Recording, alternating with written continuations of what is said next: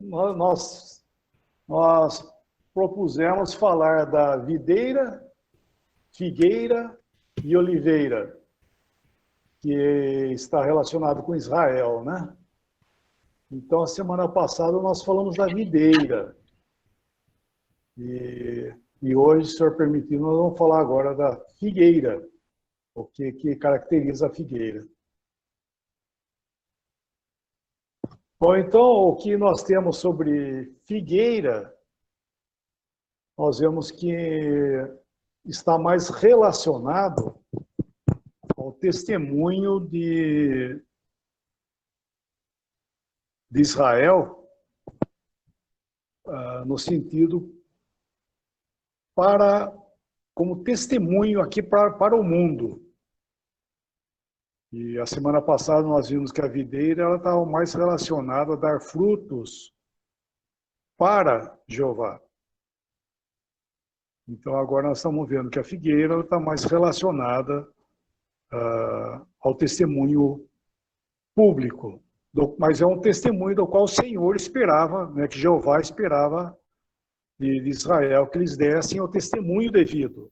Porque para esse fim também eles foram colocados, né, aqui nesse mundo. Acho que eu poderia começar a dar uma olhadinha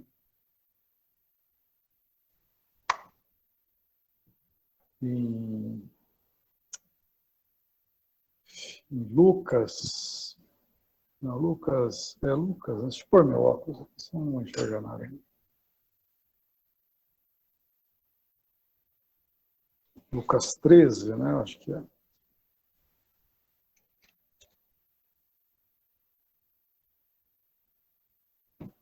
Lucas 13.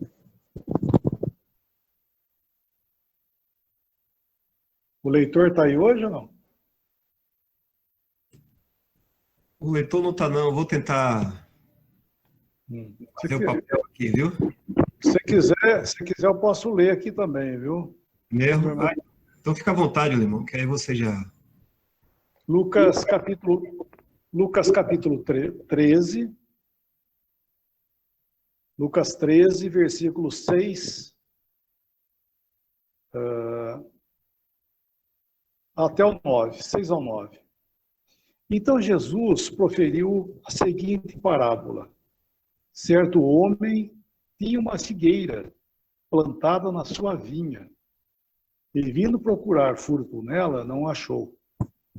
Pelo que disse ao viticultor, há 3 anos venho procurar fruto nesta figueira, e não acho. Pode cortá-la.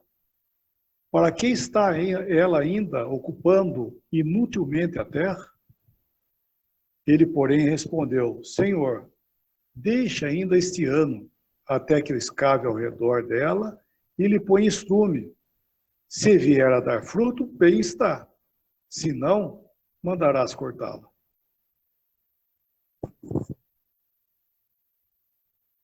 Isso aqui é quando o Senhor estava no tempo presente, né? Não precisa nem muita explicação aqui, que o Senhor estava presente no ministério dele, os 3 anos, ele não viu Israel dar fruto nenhum. Ali os judeus, no caso, né, representados pelos judeus, não deram fruto nenhum.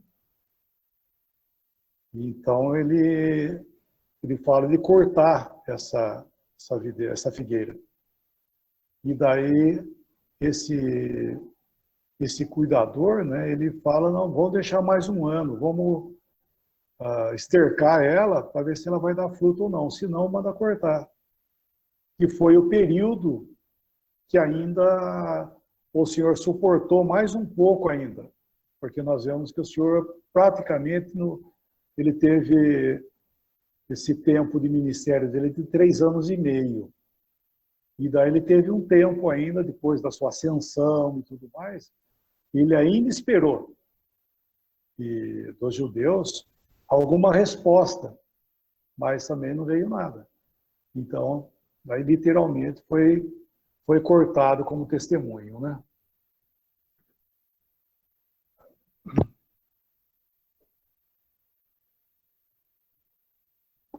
Vamos ler um outro versículo também.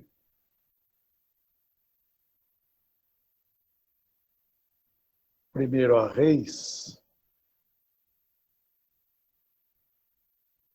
Primeiro a Reis.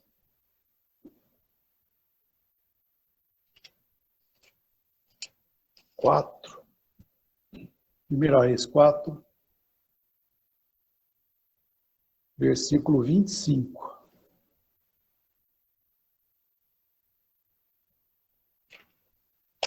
Primeira Reis, Segunda Reis. Primeira Reis foi no reinado de Salomão. 4, 25, né? Isso. Primeira Reis 4, versículo 25. Judá e Israel habitavam confiados, cada um debaixo da sua videira e debaixo da sua figueira, desde Dan até Berseba, todos os dias de Salomão.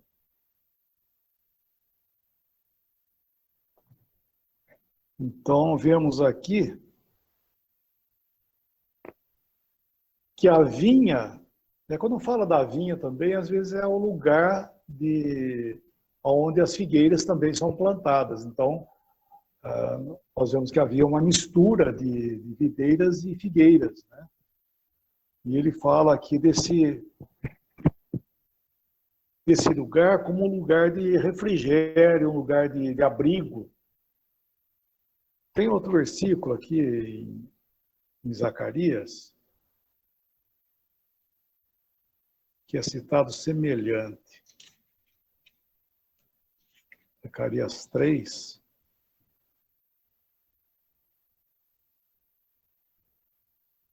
Zacarias 3. 3:10.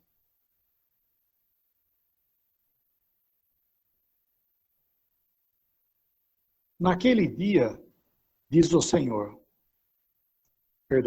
naquele dia, diz o Senhor dos Exércitos, cada um de vós convidará o seu próximo para debaixo da vide e para debaixo da figueira. E, bom, ele está falando isso por causa da segurança. Isso aí ele está falando do milênio. Isso é no milênio. Está falando da segurança que haveria e haverá no milênio. Eles vão se sentar seguros, descansados, debaixo da sua figueira, da sua videira. E isso nós vemos que aconteceu. Vamos ler também, só para a gente. Estou, por enquanto, só pegando as passagens aqui para a gente falar depois. Em João capítulo 1, Evangelho de João, capítulo 1.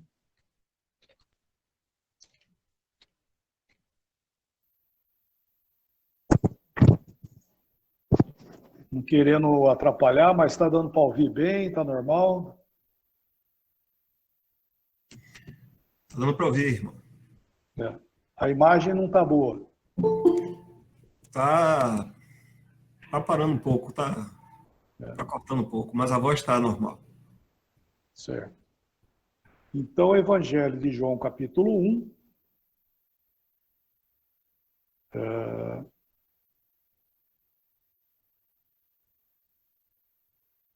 Versículo 47 em diante. Jesus viu Natanael aproximar-se e disse a seu respeito: Eis o verdadeiro israelita, em quem não há dolo. Respondeu-lhe Natanael: De onde me conheces? Respondeu-lhe Jesus: Antes de Filipe te chamar, eu te vi quando estavas debaixo da figueira. Então exclamou Natanael: Mestre, tu és filho de Deus, tu és o rei de Israel. Então nós vemos que Natanael, ele estava ali debaixo da figueira, ansiando, né? Era um homem em comunhão, tinha comunhão com o Senhor, né? Ele estava justamente debaixo da figueira, que dá a entender que ele estava pegando as promessas da Escritura que eles tinham, que para nós é o Velho Testamento, o Antigo Testamento, e ele estava ali debaixo da sua figueira, provavelmente em oração, porque eles estavam completamente inseguros, eles estavam debaixo da mão dos romanos, sem um descanso, embora eles estivessem no templo e tudo mais, mas eles estavam bem defasados. Então o Senhor, quando fala isso para ele, tocou no seu coração, porque ele era aquele que estava nesse espírito aí, como é que posso dizer, de comunhão, né, em oração, mas no sentido descansando no Senhor, mas sem o seu verdadeiro caráter, que vai ser no milênio, isso aí, que eles vão sentar debaixo da sua videira, debaixo da sua figueira, e vão descansar seguros. Então, isso aí é o que eles deveriam ter sido para Israel.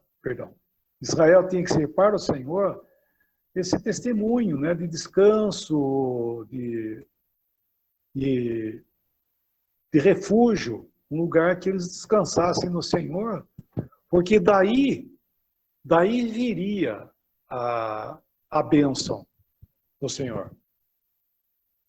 O testemunho que eles deveriam ter dado e não deram foi justamente por causa disso aí, que eles não se apegaram ao Senhor. Tem um versículo,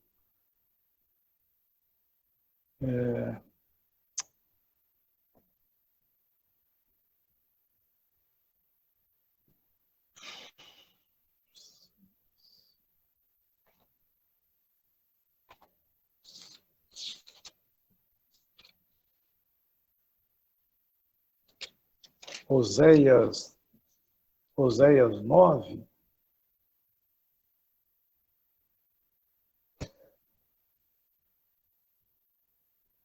Isso, Oséias 9, versículo 10. Quem não estiver achando aí, Oséias depois de Gênesis. Versículo 10. Diz assim: Achei a Israel como uvas no deserto. Vi a vossos pais como as primícias da figueira nova.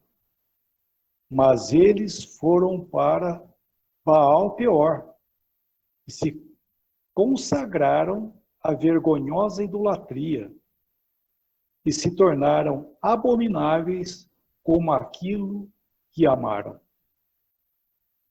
Então nós vemos aqui que o Senhor ele tinha visto em Israel uvas, né, que era para ele, uvas no deserto. Viu também como primícias da figueira. Então tudo estava positivo.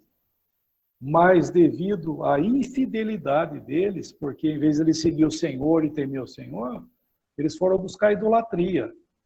E uma vez com que as pessoas se conectam, nós vemos que é o fruto da sua conexão. Porque ele fala aqui,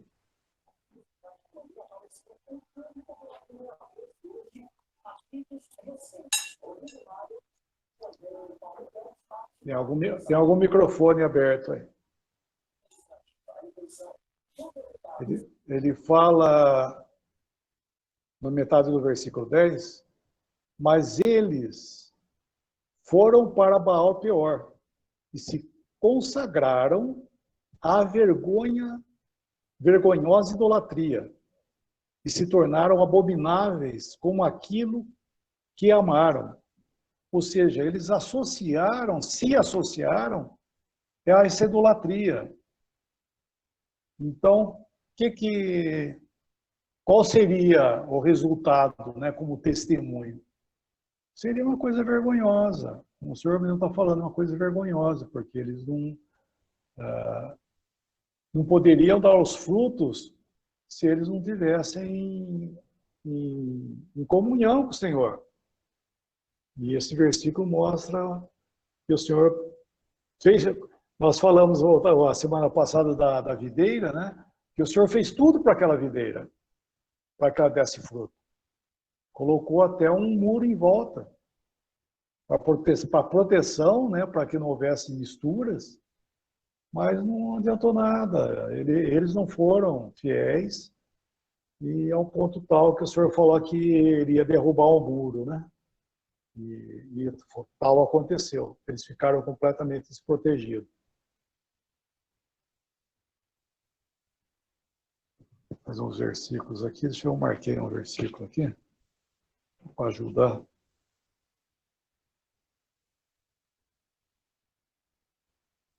Naum.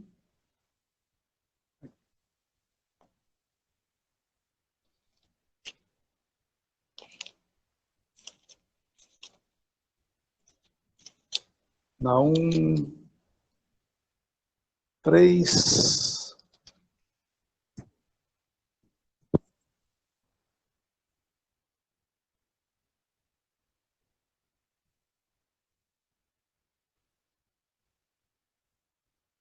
Versículo 12. Todas as tuas fortalezas são como figueiras com figos temporãos. Se os sacodem, caem na boca do que está a comer.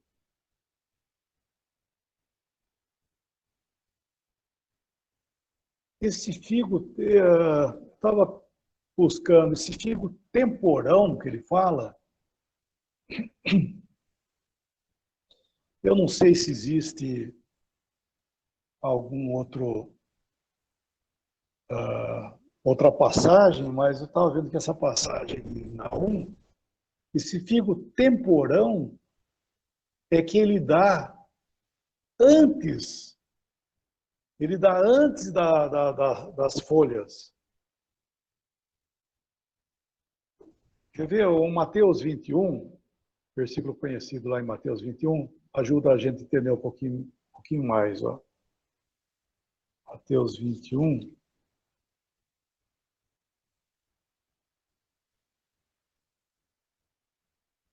É isso mesmo. Versículo 18 e o 19. Mateus 21, versículos 18 e 19. Cedo de manhã, ao voltar para a cidade, teve fome. E vendo uma figueira à beira do caminho, aproximou-se dela. E não tendo achado senão folhas, disse-lhe: nunca mais nasça fruto de ti. E a figueira secou imediatamente. Aqui é uma... Eu sempre vi assim, né? Agora eu estou vendo até um pouquinho melhor depois que esse versículo de Naum aí, vamos dizer, ampliou um pouco mais a compreensão desse versículo aqui. Porque aqui nós vemos em Mateus que o Senhor foi buscar fruto e não tinha fruto, só tinha folhas. Então a aparência estava bonita, estava toda frondosa, toda cheia de folhas, mas não tinha fruto. Isso aí realmente é uma figura de Israel no seu decorrer do período da sua existência. E no tempo que o senhor estava aqui falando outra vez, como ele usou já a parábola lá da figueira, nós vemos que só tinha aparência. As folhas, o que é? As folhas deixam uma árvore bonita. Uma árvore sem folha fica feia, né? Fica cheia de galhos. Então aqui havia as folhas, ou seja, havia aparência. Aos olhos estava uma coisa bonita. Mas chegando lá, não tinha fruto. E o Senhor não queria apenas as folhas, o Senhor queria frutos. Mas em Naum, esse versículo que fala em Naum, ele fala de frutos temporão. Espera um pouquinho.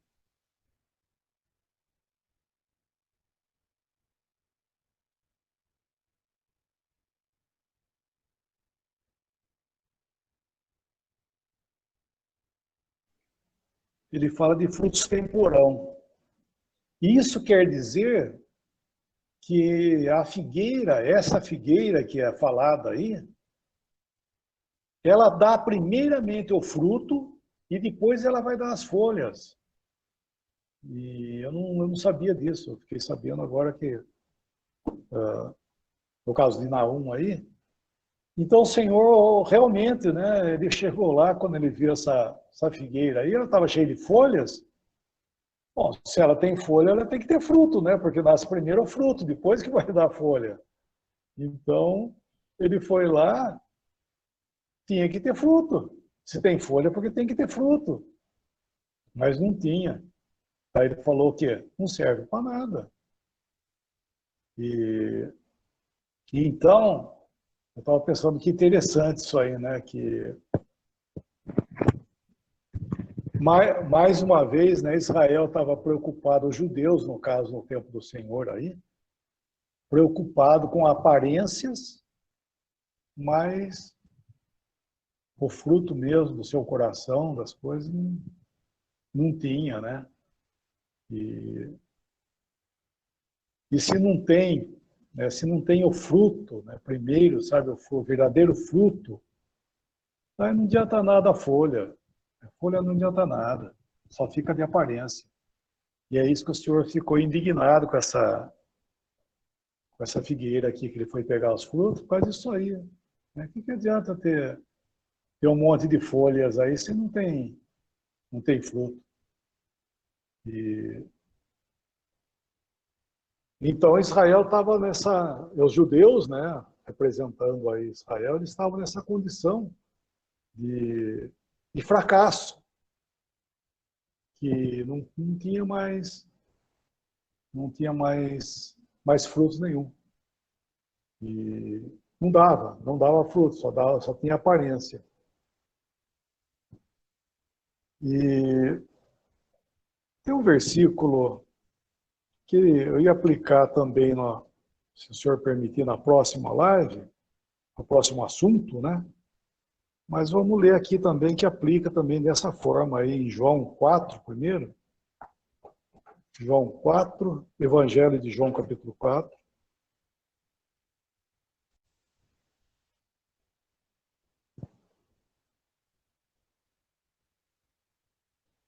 Versículo 13 e 14. João, Evangelho de João 4, 13 e 14. Afirmou-lhe Jesus: quem beber desta água tornará a ter sede. Aquele, porém, que beber da água que eu lhe der, nunca mais terá sede, para sempre. Pelo contrário, a água que eu lhe der será nele uma fonte a jorrar para a vida eterna. Então, aquele que beber da água, ou seja, aquele que bebesse, né, da água que o Senhor tinha para dar, ia acontecer nessa pessoa uma fonte que jorra, ela jorra para a vida eterna. No capítulo 7, esse mesmo evangelho, capítulo 7,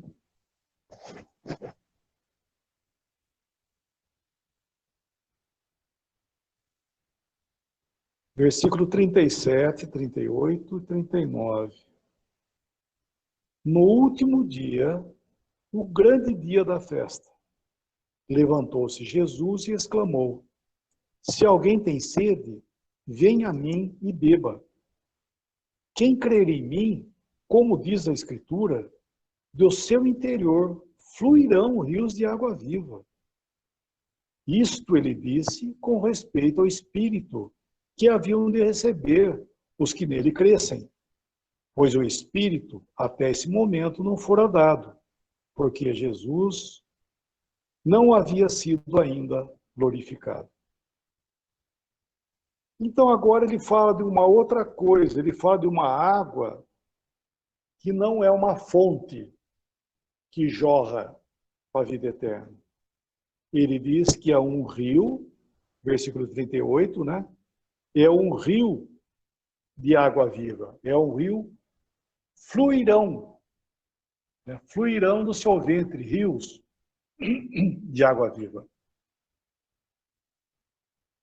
Então, uma coisa, o primeiro, no capítulo 4, é a vida em nós que jorra para a vida eterna. Ou seja, é aquilo que é para o Senhor. É toda essa vida que há em nós, essa nova vida, que jorra, que ela jorra para o Senhor. Por isso que ele fala jorra para a vida eterna. É algo que está jorrando, né? É uma fonte que está jorrando. E no capítulo 7, nós vemos que ele fala de um rio que flui, né? Que ele é um rio. O rio ele não jorra, o rio ele vai correndo no seu leito. Então ele chama isso dessa vida, dessa água que haveria em nós, mas que ela tocava a esse mundo. Ela é o rio que ele anda, ele não jorra para a vida eterna. Ele anda aqui, ó. Ele vai fluindo aqui nesse mundo. Então isso é o testemunho. Isso é a nossa vida aqui nesse mundo também, né? Nos fala aqui desse mundo. Só que nós vemos que a fonte, tanto de uma coisa, de jorrar, tanto de jorrar como de fluir, nós vemos que a energia dessa fonte, desse princípio, né, é o Espírito Santo.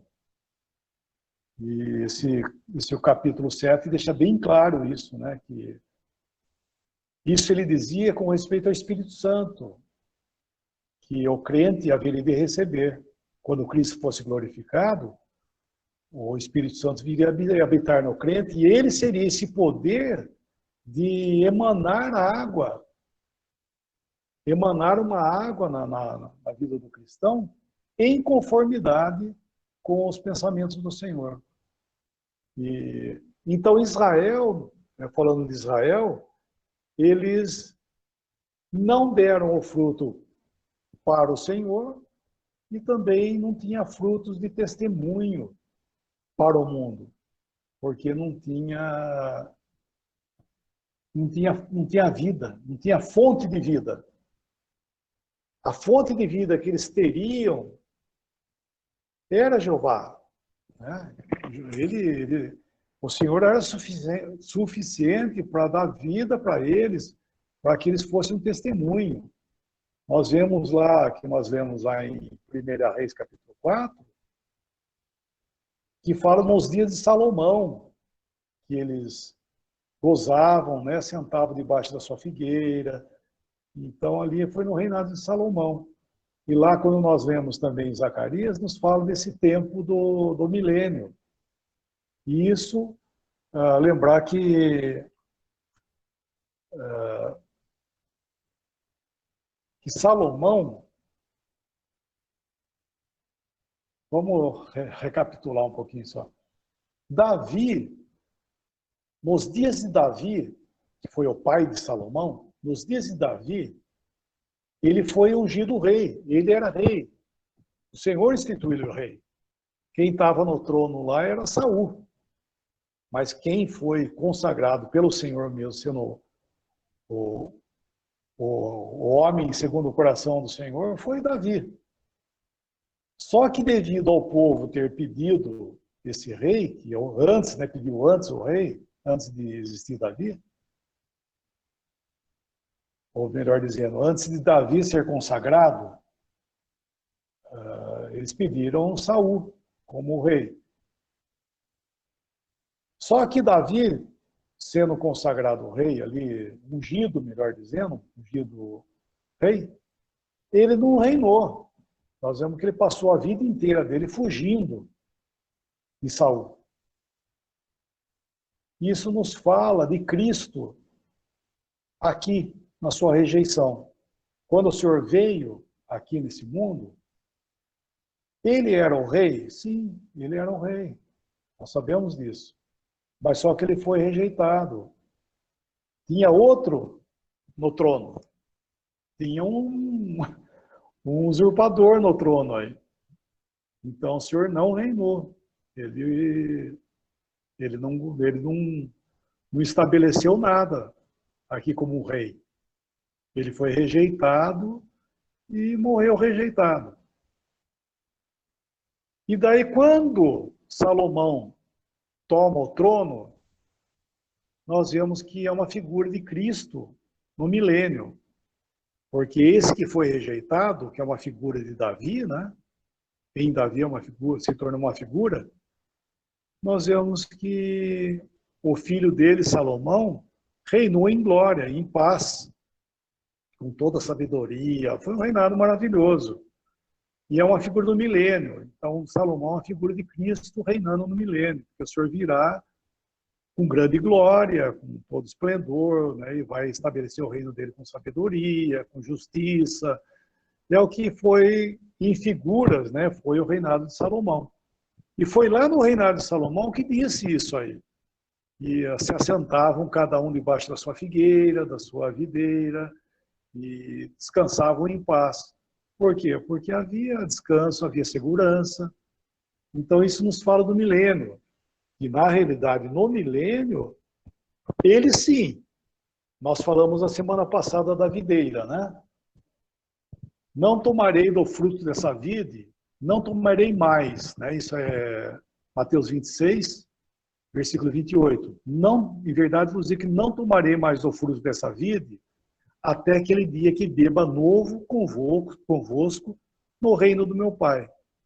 Então ele não ia tomar mais do fruto da videira até o milênio. Então esse é o tempo da ausência do tratamento do Senhor com Israel. Israel ficou aí parado, né? Nós vamos estar aí parado até hoje, porque o Senhor não está tratando com eles. O Senhor está tratando agora com a igreja. Só que ele falou até que beba novo, de uma nova forma no reino do meu Pai, que é o quê? Que é o milênio. Então, o Senhor ele vai estabelecer o reino dele e ele vai tomar do fruto de Israel agora de uma forma devida, né? Do jeito que tem que ser. E vai ser o quê? Vai ser em graça. Porque é o estabelecimento da nova aliança. Né? O milênio é o estabelecimento da nova aliança e o Senhor vai tomar do fruto devido. E, consequentemente, a figueira vai ter o seu lugar junto. Por quê? Porque ela vai produzir de acordo com os pensamentos do Senhor também. Só que a fonte disso aí vai ser o Senhor. Eles vão estar, eles se apegarão ao Senhor. Né? Eles não vão mais atrás dos ídolos, se misturar com as nações. Eles não vão fazer mais isso. Eles vão temer o Senhor e eles serão, inclusive, testemunho. O testemunho do Senhor no milênio, quem vai ser testemunho não vai ser a igreja. Né? Não vai ser a igreja, vai ser o Israel. Os judeus, principalmente os judeus, eles serão testemunhas do Senhor nesse mundo. Vamos ler esse versículo, só para lembrar, é Zacarias, né? Zacarias também, Zacarias, capítulo 8. Isso, capítulo 8. Isso é o milênio, tá? Capítulo 8, versículo 23, isso é o milênio. Assim diz o Senhor dos Exércitos: naquele dia sucederá que pegarão 10 homens de todas as línguas das nações. Pegarão, sim, na orla da veste do judeu. Eles dirão: iremos convosco, porque temos ouvido que Deus está convosco. Ele não fala do israelita, ele fala do judeu. Pegarão na veste do judeu, porque eles serão testemunhas do Senhor para as nações desse mundo aqui. As nações vão reconhecer eles como testemunho. Aquilo que hoje, que como sempre foram, né, não deram testemunho sadio de Jeová, do Senhor, no milênio, sim, eles vão dar um testemunho sadio, um testemunho vivo do Senhor, ao ponto tal de ter essa expressão ali que nós vemos em Zacarias capítulo 8, né? Eles vão pegar na veste da ordem do judeu e falar: nós queremos ir contigo. Isso de 10 nações. E o número 10 nos fala de responsabilidade, né? Então, eles vão pegar na veste desse judeu e falar: nós queremos ir contigo porque nós sabemos que Deus está convosco. Então, eles realmente terão a sua porção devida, a sua porção real no testemunho para com as nações, né? Porque eles estarão apegados ao Senhor. Então, isso para nós, pegando, né, esse montante dessa história, né, de Israel, nós transportamos a nós cristãos, nós vemos que é a mesma coisa, né? O testemunho ele só tem nós, não somente nós individualmente, né? Coletivamente também. Se não há temor do Senhor, se não existe submissão, o risco é grande, né, de nós perdermos o testemunho. E isso é o segredo, que eu posso falar, é o segredo nosso com o Senhor, né? Essa intimidade que nós deveríamos ter com o Senhor, que devemos ter, de nos apegarmos a Ele. Ele ser a nossa fonte, nosso segredo, a fonte de vida para nós, essa comunhão. Não deve quando eu falo isso, não é aquele fervor religioso, não é isso. E sim aquela comunhão, falando daquela comunhão que cada cristão deveria ter, né? Que nem Natanael estava lá embaixo da sua figueira, o Senhor falou: eis um homem, um israelita, que não há dolo. Por quê? Porque ele estava ali, ele temente ao Senhor, e ele estava lá embaixo da figueira, ele sim estava representando essa figueira que deveria dar fruto. Por isso que o Senhor falou isso para ele, né?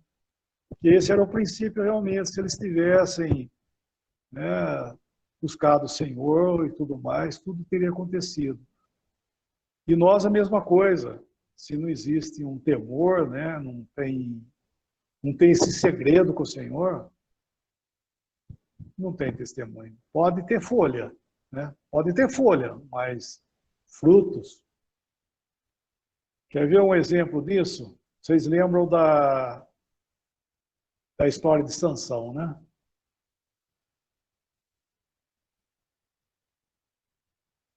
Eu vou fazer uma pergunta agora. Aonde estava a força de Sansão? Onde era o princípio da força de Sansão? Quem que vai responder para nós, né? Eu vou tomar um pouquinho de água. Não cortar o cabelo?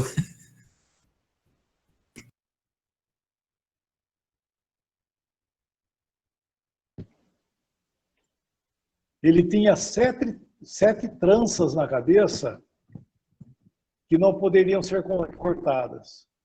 Não podia, como o Dal mesmo falou aí, não podia cortar o cabelo dele. E era um segredo, na verdade. Era um segredo dele com o Senhor. Porque aí consistia o poder do seu nazeirado. Ele era um nazireu, né? Então, o segredo dele era o cabelo. Tava ali, a força dele estava no cabelo. E nós vemos que os filisteus queriam saber onde é que estava essa força dele, porque como é que pode ser um homem forte desse jeito? Inclusive é bom lembrar que, que Sansão, ele não era aquela coisa que aparece em filme, em revista, não. Tá? Não era isso, não. Ele era um homem comum. Né? Sempre que não aparece em filme, Sansão, aquele homem que tem de envergadura aqui quase 1,5 m, né? Mas não era isso, ele era um homem comum. Porque, logicamente, porque fica uma coisa sem lógica se ele fosse um armário, né? Como diz, aquele homem é um armário. Então, realmente, ele é forte. Ninguém precisa saber onde está a força dele. Onde é que está a força dele? A força dele é está aí, parece um touro. A força dele é essa aí. Mas não, ele era um homem comum. Por isso que eles ficavam indignados. Falando, onde é que está a força desse homem? Como é que pode esse homem ser forte desse jeito? Então, isso era o segredo dele com o Senhor. A força que existia nele, que não era dele propriamente, né, logicamente, era o Espírito é o Espírito que dava aquela força para ele, que fazia ele romper tudo quanto é barreira, né? Mas era no cabelo. O cabelo dele era o segredo entre ele e o Senhor. E os filisteus, querendo saber disso, procurou o ponto fraco dele. Qual que era o ponto fraco dele? Mulher. Ah, então tá bom. Então a gente vai arrumar uma mulher mais bonita que a gente vê aqui. A gente vai pesquisar o gosto dele e a gente vai arrumar uma mulher do gosto dele. E arrumaram realmente Dalila, que era do gosto dele. E foi ela que descobriu onde é que estava a força, que é onde que estava o segredo dele. Onde que era? No cabelo. Na hora que cortou o cabelo dele, e foi dito para ele assim, Sansão, os filisteus vêm contra ti. E ele acordando, ele se despertou e ele disse consigo mesmo, sairei bem dessa vez, como eu saí todas as vezes. Mas ele não sabia que o Senhor havia se retirado dele. E daí pegaram ele, daí aquela triste história, né, de Sansão, até o Senhor dar uma restauração para que ele pudesse vingar os seus inimigos. Mas nós vemos o que? Isso aí. Cortou o cabelo dele, ele perdeu a força. Ele pensou que naquele acordou, que falaram, os filisteus vêm contra ti. Ele acordou, ele falou, bom, eu vou me dar bem, como sempre aconteceu. Só que não se deu bem, não. Pegaram ele como fosse um homem comum. Prenderam ele como ele fosse um homem comum. E então isso mostra o que para nós? Que não adianta, sabe? Se você não tem esse segredo com o Senhor, essa comunhão com o Senhor, sabe, você perdeu isso, você perdeu a força. Né? Sansão, o que fez ele perder a força? Perdeu o cabelo dele, perdeu a força. E assim é a nossa comunhão com o Senhor, sabe? Se nós perdemos a comunhão com o Senhor, nós perdemos a força. Pode haver aparência, né? Como falando em comparação, né, a figueira e tudo que nós vimos até agora, né? O Senhor ter visto lá as folhas, pode ter aparência, pode ter folhas, mas se não tem o fruto, sabe? Falando outra vez, eu não sabia disso, fiquei sabendo agora. O fruto, ele é antes das folhas, nessa figueira aí, né, que ele está falando aí. Porque, e outra coisa, existem vários tipos de figueira, tá? A figueira que ele está falando lá é uma específica que o senhor estava tratando esse assunto aí, que é uma figueira que ele dá o fruto primeiro e depois dá as folhas. Então é isso que deveria acontecer, sabe? As folhas deveriam vir depois do fruto. Mas não, deu um monte de folha e não tinha fruto nenhum. Isso era uma figura realmente de Israel. E realmente é uma figura para nós também, né?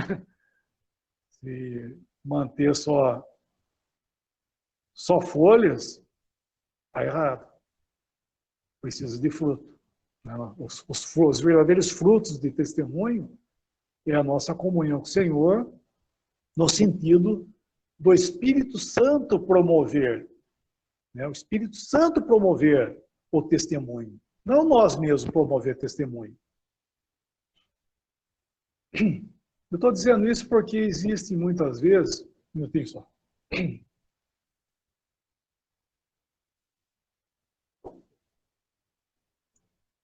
Existe muitas vezes o pensamento de o que eu preciso fazer para testemunhar do Senhor. Porque, inclusive, é ensinado isso de uma forma errônea, que a pessoa, quando se converte, isso estou dizendo nos sistemas, né? A pessoa se converte, ele já tem que fazer alguma coisa, ele tem que dar o testemunho dele, ele tem que sair fazendo obra, enfim, ele tem que dar os frutos de testemunho que ele é um cristão. Está errado isso aí. Né? Não estou dizendo que a prática não é boa, não estou falando da prática, eu estou falando do princípio. É o princípio motor disso aí. Nós nunca deveríamos estar preocupados com como que nós estamos dando o testemunho. Quando a palavra nos exorta a sermos prudentes e tudo mais, isso é como o princípio da nossa comunhão com o Senhor. Vede prudentemente como andais, não como necios, e sim como sábios, remindo o tempo. Como que eu faço isso? É em comunhão com o Senhor, porque não adianta nada eu querer fazer isso na carne. Esse que é o ponto, né? Fazer na carne não é testemunho. Falando outra vez, pode ser o quê? Pode aparentar folhas? Pode aparentar folhas até. Mas o fruto mesmo é algo que é o Espírito Santo que promove. É o Espírito Santo que promove esse testemunho, essa vida nova nossa. A fonte de vida é o testemunho, perdão. A fonte de vida dessa nova vida é o Espírito Santo. É ele que vai promover nessa nova vida o testemunho para nós aqui nesse mundo. Então, em vez de se ocupar com os resultados, nós temos que se ocupar com os princípios, não com os resultados. Os resultados é do Senhor, não é nosso, né? É para a glória dele, é consequência, não é o princípio, né, da coisa. Então, isso nos fala também para nós dessa figueira, é um exemplo para nós também, sim, podemos tomar, baseado lá em Israel, esse mesmo princípio, né? Então, nós vemos isso aí, nessa figueira aí. Eu não sei se eu estou pulando alguma coisa, mas que eu me lembro é esse sentido aí que tem essa figueira. Ô, Lemão, você falou da questão do testemunho, eu estava pensando aqui. O que seria bem assim, andar no Espírito?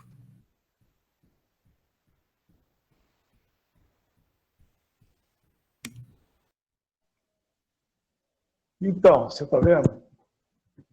Vamos ler esse versículo, ó. Vamos lá, irmão. Vamos lá em Gálatas, capítulo 5, né? Está justamente conectado a esse princípio aí, ó. Nós estamos falando.